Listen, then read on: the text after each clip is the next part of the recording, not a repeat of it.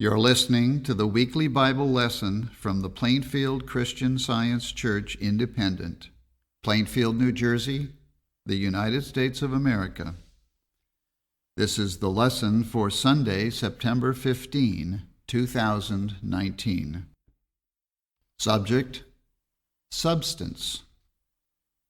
Golden Text Psalms. Can God furnish a table in the wilderness?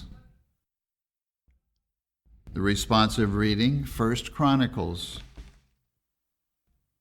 Give thanks unto the Lord. Call upon his name. Make known his deeds among the people. Sing unto him. Sing psalms unto him. Talk ye of all his wondrous works. Glory ye in his holy name. Let the heart of them rejoice that seek the Lord. Seek the Lord and his strength. Seek his face continually. Remember his marvelous works that he hath done, his wonders, and the judgments of his mouth. Sing unto the Lord, all the earth. Show forth from day to day his salvation. Declare his glory among the heathen, his marvelous works among all nations. I will read from the Bible. Deuteronomy. The Lord shall open unto thee his good treasure, the heaven to give the rain unto thy land in his season, and to bless all the work of thine hand. And thou shalt lend unto many nations, and thou shalt not borrow. Romans. O the depth of the riches, both of the wisdom and knowledge of God! How unsearchable are his judgments, and his ways past finding out. For of him, and through him, and to him are all things, to whom be glory forever. Psalms. The chariots of God are 20,000, even thousands of angels. Blessed be the Lord, who daily loadeth us with benefits, even the God of our salvation. Exodus. And the Lord spake unto Moses, saying, I have heard the murmurings of the children of Israel. Speak unto them, saying, At even ye shall eat flesh, and in the morning ye shall be filled with bread. And ye shall know that I am the Lord your God. And it came to pass that at even the quails came up and covered the camp. And in the morning the dew lay round about the host. And when the dew that lay was gone up, behold, upon the face of the wilderness there lay a small round thing, as small as the hoarfrost on the ground. And when the children of Israel saw it, they said one to another, It is manna, for they wist not what it was. And Moses said unto them, This is the bread which the Lord hath given you to eat. This is the thing which the Lord hath commanded. Gather of it every man according to his eating, an omer for every man, according to the number of your persons. Take ye every man for them which are in his tents. And the children of Israel did so, and gathered, some more, some less. And when they did meet it with an omer, he that gathered much had nothing over, and he that gathered little had no lack. They gathered every man according to his eating. And all the congregation of the children of Israel journeyed from the wilderness of Sin after their journeys according to the commandment of the Lord, and pitched in Rephidim, and there was no water for the people to drink. Wherefore the people did chide with Moses, and said, Give us water, that we may drink. And Moses said unto them, Why chide ye with me? Wherefore do ye tempt the Lord? And the people thirsted there for water. And the people murmured against Moses, and said, Wherefore is this that thou hast brought us up out of Egypt, to kill us and our children and our cattle with thirst? And Moses cried unto the Lord, saying, What shall I do unto this people? They be almost ready to stone me. And the Lord said unto Moses, Go on before the people, and take with thee of the elders of Israel, and thy rod, wherewith thou smotest the river, take in thine hand, and go. Behold, I will stand before thee there upon the rock in Horeb, and thou shalt smite the rock, and there shall come water out of it, that the people may drink. And Moses did so in the sight of the elders of Israel. And he called the name of the place Massah and Meribah, because of the chiding of the children of Israel, and because they tempted the Lord, saying, Is the Lord among us or not? Isaiah. And the Lord shall guide thee continually, and satisfy thy soul in drought, and make fat thy bones. And thou shalt be like a watered garden, and like a spring of water, whose waters fail not. Matthew. And Jesus went about all Galilee, teaching in their synagogues, and preaching the gospel of the kingdom, and healing all manner of sickness and all manner of disease among the people. And he opened his mouth and taught them, saying, Behold the fowls of the air, for they sow not, neither do they reap, nor gather into barns, yet your heavenly Father feedeth them. Are ye not much better than they? Consider the lilies of the field, how they grow. They toil not, neither do they spin. And yet I say unto you, that even Solomon in all his glory was not arrayed like one of these. John. When the morning was now come, Jesus stood on the shore. But his disciples knew not that it was Jesus. Then Jesus saith unto them, Children, have ye any meat? They answered him, No. And he said unto them, Cast the net on the right side of the ship, and ye shall find. They cast therefore, and now they were not able to draw it for the multitude of fishes. Proverbs. Counsel is mine, and sound wisdom. I am understanding.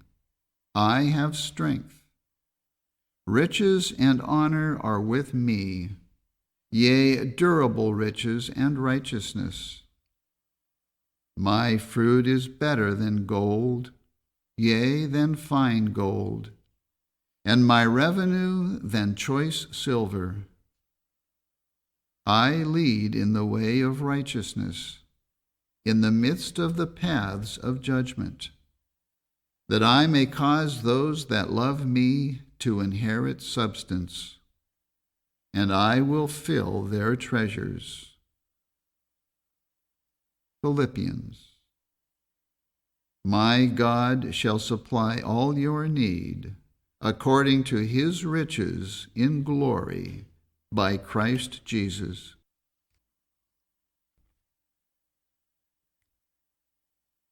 I will read correlative passages from the Christian Science textbook, Science and Health with Key to the Scriptures, by Mary Baker Eddy. God is infinite, the only life, substance, spirit, or soul, the only intelligence of the universe, including man. Question: what is substance? Answer: substance is that which is eternal and incapable of discord and decay. Truth, life, and love are substance. As the Scriptures use this word in Hebrews, the substance of things hoped for, the evidence of things not seen. Spirit, the synonym of mind, soul, or God, is the only real substance. The spiritual universe, including individual man, is a compound idea reflecting the divine substance of spirit. In Christian Science, substance is understood to be spirit, while the opponents of Christian Science believe substance to be matter. They think of matter as something, and almost the only thing, and of the things which pertain to spirit as next to nothing, or as very far removed from daily experience. Christian Science takes exactly the opposite view. Spirit is the only substance, the invisible and indivisible infinite God. Things spiritual and eternal are substantial. Things material and temporal are insubstantial. Genesis 1:11. And God said, "Let the earth bring forth grass, the herb yielding seed, and the fruit tree yielding fruit after his kind, whose seed is in itself upon the earth." And it was so. The universe of spirit reflects the creative power of the divine principle, or life, which reproduces the multitudinous forms of mind and governs the multiplication of the compound idea, man. The tree and herb do not yield fruit because of any propagating power of their own, but because they reflect the mind which includes all. A material world implies a mortal mind, and man a creator. The scientific divine creation declares immortal mind, and the universe created by God. Infinite mind creates and governs all, from the mental molecule to infinity. This divine principle of all expresses science and art throughout his creation, and the immortality of man and the universe. Creation is ever appearing, and must ever continue to appear from the nature of its inexhaustible source. Mortal sense inverts this appearing and calls ideas material. Thus misinterpreted, the divine idea seems to fall to a level of a human or material belief called mortal man. But the seed is in itself, only as the divine mind is all and reproduces all, as mind is the multiplier, and mind's infinite idea, man and the universe, is the product. The only intelligence or substance of a thought, a seed, or a flower is God, the creator of it. Mind is the soul of all. Mind is life, truth, and love, which governs all. Soul has infinite resources with which to bless mankind, and happiness would be more readily attained and would be more secure in our keeping if sought in soul. In the scientific relation of God to man, we find that whatever blesses one blesses all, as Jesus showed with the loaves and the fishes. Spirit, not matter, being the source of supply. Spirit duly feeds and clothes every object, as it appears in the line of spiritual creation, thus tenderly expressing the fatherhood and motherhood of God. Shall we plead for more at the open fount, which is pouring forth more than we accept? The unspoken desire does bring us nearer the source of all existence and blessedness.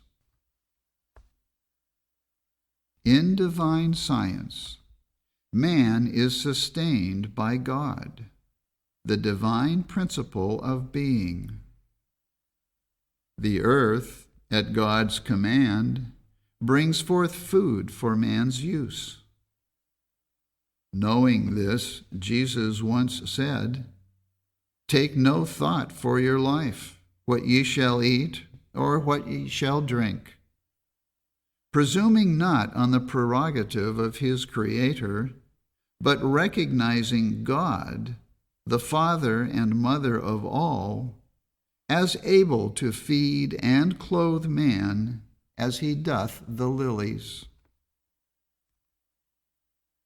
Christ, truth, gives mortals temporary food and clothing until the material, transformed with the ideal, disappears, and man is clothed and fed spiritually. St. Paul says, "Work out your own salvation with fear and trembling." Jesus said, "Fear not, little flock, for it is your Father's good pleasure to give you the kingdom." This truth is Christian science. Because truth is infinite, error should be known as nothing. Because truth is omnipotent in goodness, error, truth's opposite, has no might. Teach your students the omnipotence of truth, which illustrates the impotence of error. The understanding, even in a degree, of the divine all-power destroys fear and plants the feet in the true path, the path which leads to the house built without hands, eternal in the heavens. Divine love is my shepherd, I shall not want. Love maketh me to lie down in green pastures. Love leadeth me beside the still waters. Love restoreth my soul, spiritual sense. Love leadeth me in the paths of righteousness for his name's sake. Yea, though I walk through the valley of the shadow of death, I will fear no evil, for love is with me. Love's rod and love's staff, they comfort me. Love prepareth a table before me in the presence of mine enemies. Love anointeth my head with oil. My cup runneth over. Surely goodness and mercy shall follow me all the days of my life, and I will dwell in the house, the consciousness of love forever. Divine love always has met and always will meet every human need. It is not well to imagine that Jesus demonstrated the divine power to heal only for a select number or for a limited period of time, since to all mankind and in every hour, divine love supplies all good.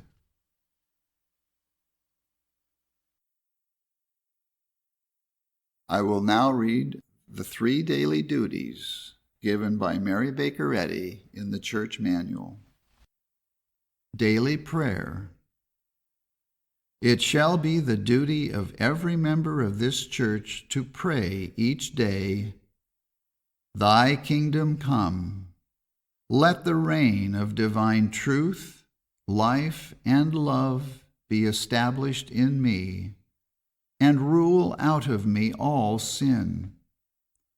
And may thy word enrich the affections of all mankind and govern them. A rule for motives and acts.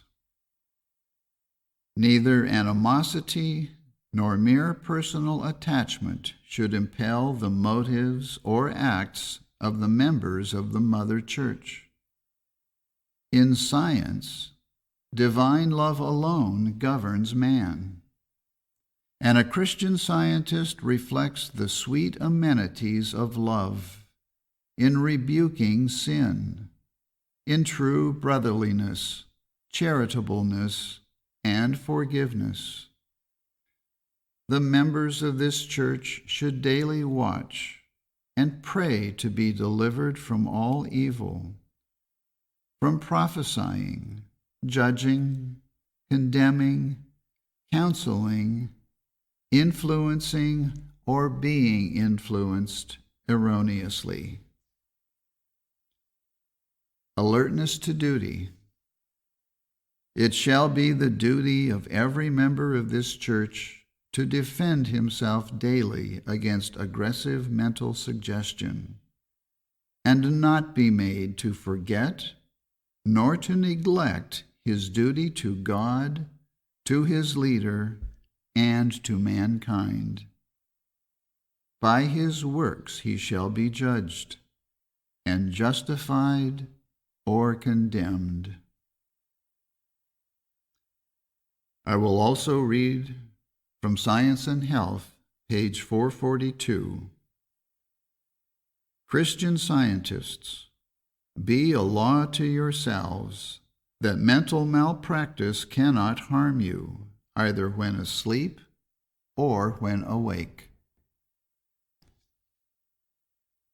This Bible lesson is prepared by the Plainfield Christian Science Church Independent. It is comprised of scriptural quotations from the King James Bible and correlative passages from the Christian Science textbook, Science and Health with Key to the Scriptures, by Mary Baker Eddy. For more information, please visit our website, plainfieldcs.com. Thank you for listening, and have a blessed day.